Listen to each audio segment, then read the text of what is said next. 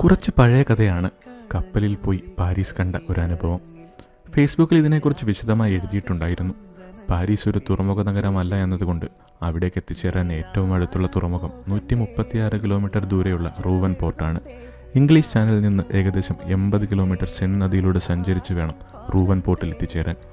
English ചാനലിൽ നിന്ന് സെൻ നദിയിലൂടെ യാത്ര തുടങ്ങണേൽ വേലിയേറ്റത്തിനായി കാത്തിരിക്കണം. സെൻ നദിയുടെ ഇരുവശവും കാഴ്ചയ്ക്ക് ഒരു മനോഹര വിരുന്നാണ് സമ്മാനിക്കുന്നത്. കൃഷിസ്ഥലങ്ങളും ചെറിയ പുൽമേടുകളും മനോഹരമായ വീടുകളും ജങ്കാറുകളും ഒക്കെ ഇതിൽ ഉൾപ്പെടുന്നു.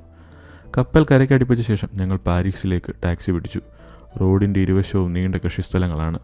അവസാന 20 കിലോമീറ്റർ മുതലാണ് നഗരക്കാഴ്ചകൾ തുടങ്ങിയത്. ആദ്യം തന്നെ ലക്ഷ്യം ഈഫിൽ ടവറാണ്. ദൂരെ നിന്ന് തന്നെ അത് ദൃശ്യത്തിലേക്കെത്തി. ഡ്രൈവർ ഒരു കാർ ഒരു സ്ട്രീറ്റിൽ അടുപ്പിച്ച് അവിടെ നിന്ന് പതുക്കെ ക്യാമറയും തൂക്കി പുറത്തേക്ക് ഇറങ്ങി. മനോഹരമായ പുതുമയും പഴമയും നിറഞ്ഞ കെട്ടിടങ്ങൾ. പാരീസ് ഫാഷൻ നഗരമാണ് എന്ന് അനർത്ഥമാക്കുന്നതായിരുന്നു അവിടുത്തെ ജനങ്ങളും. ഇത്രയേറെ സുന്ദരികളെ ഞാൻ വേറെ എങ്ങും കണ്ടിട്ടുമില്ല. അവസാനം ഈഫിൽ ടവറിൻ്റെ താഴെ എത്തി ടിക്കറ്റും എടുത്ത് മുകളിലേക്ക് കയറി. മുകളിലെത്തിയതും അവിടെയും ഒരു ജനസാഗരം.